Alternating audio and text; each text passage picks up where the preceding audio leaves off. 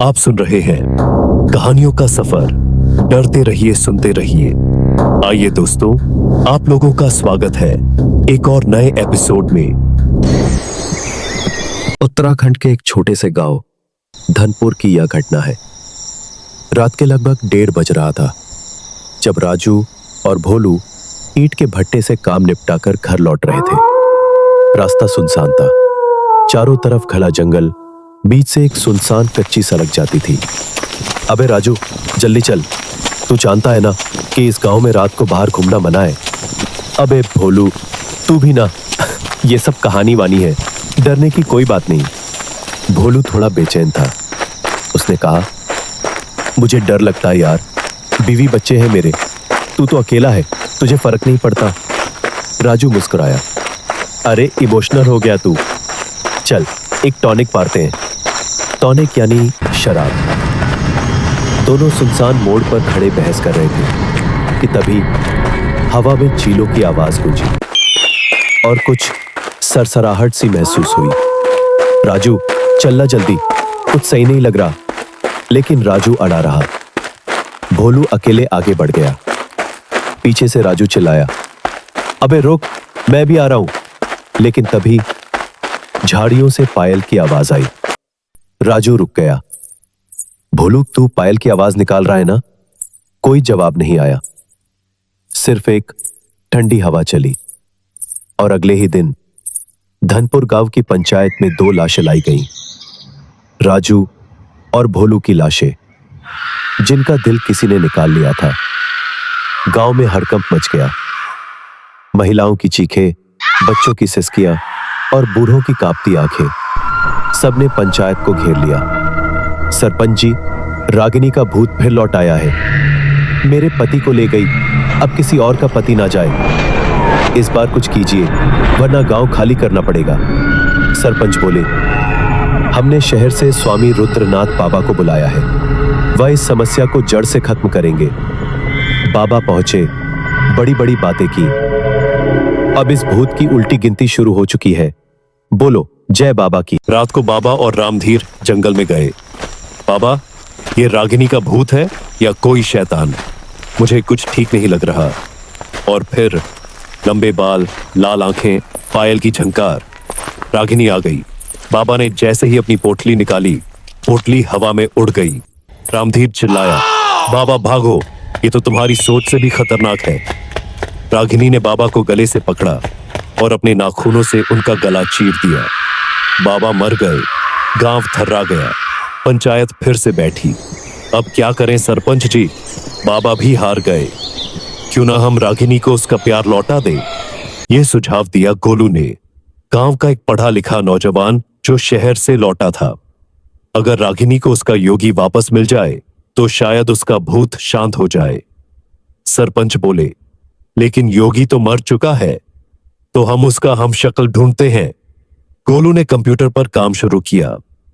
कुछ दिन बाद लक्ष्मण मिश्रा नामक एक व्यक्ति का चेहरा योगी से हूबहू मिलता जुलता निकला। उसे गांव बुलाया गया।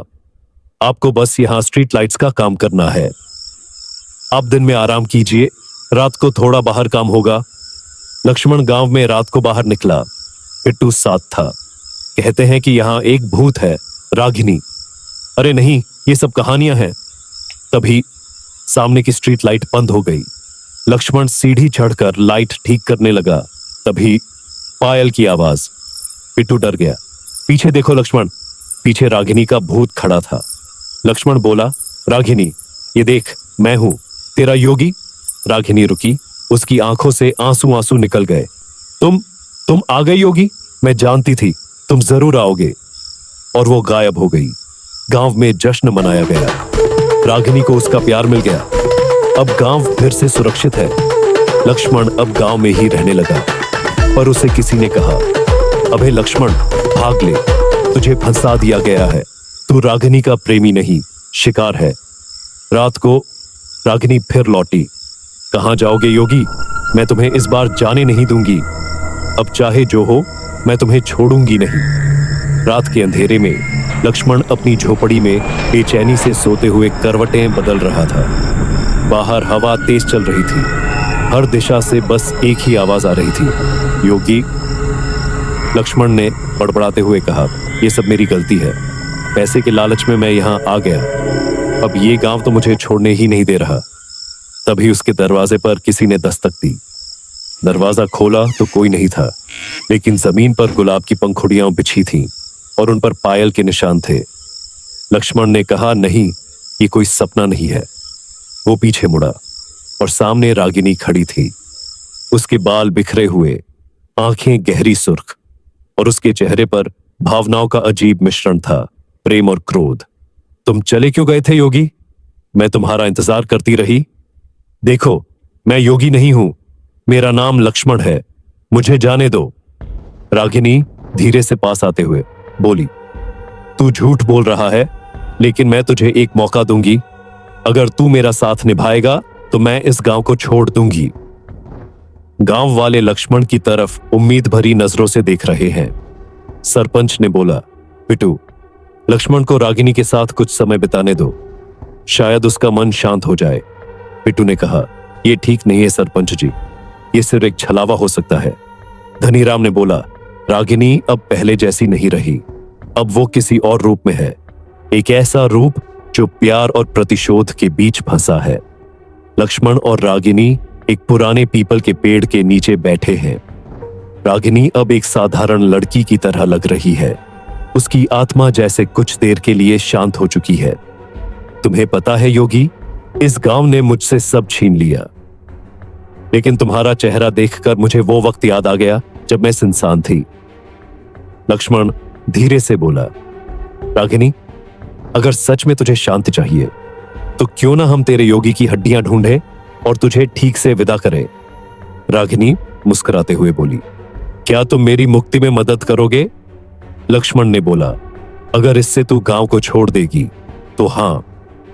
धनीराम, बिट्टू और लक्ष्मण खाई में उतरते हैं। वहां से योगी की पुरानी जली हुई घड़ी, एक टूटी चप्पल और कुछ हड्डियां मिलती हैं। ये उसी दिन के हैं जब योगी को मारा गया था। लक्ष्मण हड्डियों को सफेद कपड़े में बांधता है और रागिनी के साथ मंदिर में अंतिम संस्कार करता है। रागिनी की आत्मा अग्नि के पास खड़ी होती है। आज मुझे मेरा योगी मिल गया, या फिर उसकी यादें। अब मैं जा रही हूं, लेकिन लक्ष्मण, तुमने मुझे समझा, इसलिए मैं तुझे एक तोहफा दूंगी। क्या? रागिनी मुस्कुराते हुए बोली, अब जब भी कोई भूत तुझसे टकराएगा, वो तेरे पास आने से पहले मेरी आत्मा को पार करेगा। मैं अब तेरी रक्षा करूंगी। रागिनी की आत्मा प्रकाश में विलीन हो जाती है। लक्ष्मण वापस शहर लौट आया है। वो अब एक सामान्य जीवन जी रहा है, लेकिन उसकी आंखों में अब भी कभी कभी रागिनी की परछाई झलक जाती है। कभी कभी किसी मंदिर की घंटी सुनते हुए वो मुस्कुरा देता है, जैसे वो जानता हो वो अब भी कहीं आसपास है। 3 महीने बाद गांव में एक के बाद एक अजीब घटनाएं फिर से शुरू हो गई थी। कभी रात के तीसरे पहर कुएं से किसी लड़की के गाने की आवाज आती, कभी किसी खेत में जलती आंखें दिखती, और कभी किसी लड़की की साड़ी हवा में उड़ती नजर आती, मगर लड़की कहीं नहीं होती। गांव में डर फिर से लौट आया था। मैंने पहले भी कहा था, रागिनी की आत्मा को कभी चैन नहीं मिलेगा। वो योगी की मौत का बदला गांव से तो ले चुकी, पर अब वो अपने पिता के पाप से छुटकारा चाहती है। मतलब अब रागिनी अपने बाप की आत्मा को ढूंढ रही है। रमाकांत गंभीरता से बोला, नहीं, वो उसे खत्म करना चाहती है, और वो आत्मा अब भी इस गांव के पुराने कुएं में बसी है। लक्ष्मण एक बार फिर गांव लौटा है। उसे फिर से अजीब सपने आ रहे हैं, जिसमें रागिनी की आत्मा उसे बुला रही है। सपने में रागिनी ने भी, लक्ष्मण, जो अधूरा रह गया था उसे पूरा कर दो, मेरे पापा की आत्मा अभी भी मेरे रास्ते में है। लक्ष्मण जागते ही सीधे रमाकांत के पास जाता है। रात को दोनों टॉर्च लेकर पुराने कुएं की ओर बढ़ते हैं। वहां का माहौल भयावह है। सूखा पीपल, उलझे झाड़ फानूस और एक जगह लाल रंग की चुनरी टंगी हुई है। रमाकांत ने बोला, यह चुनरी उसी दिन की है जब रागिनी ने कुएं में छलांग लगाई थी। अचानक टॉर्च बंद हो जाती है। सन्नाटा छा जाता है। कुएं से आवाज आती है, तुम्हें लगता है मुझे मिटा दोगे? कुएं के पानी से धुआं उठता है और फिर एक अजीब काया हवा में उभरती है। रघुवीर सिंह, रागिनी का पिता, अब एक क्रूर आत्मा के रूप में था।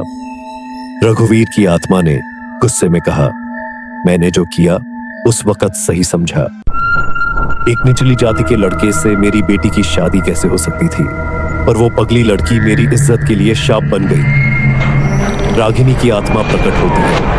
इज्जत के नाम पर हत्या करने वाले इंसान, अब ये गांव तुझे नहीं झेलेगा। अचानक तेज हवा चलती है। दोनों आत्माएं आपस में टकरा जाती हैं। कुएं का पानी खौलने लगता है। आसपास की जमीन कांपने लगती है। रमाकांत और लक्ष्मण पीछे हट जाते हैं।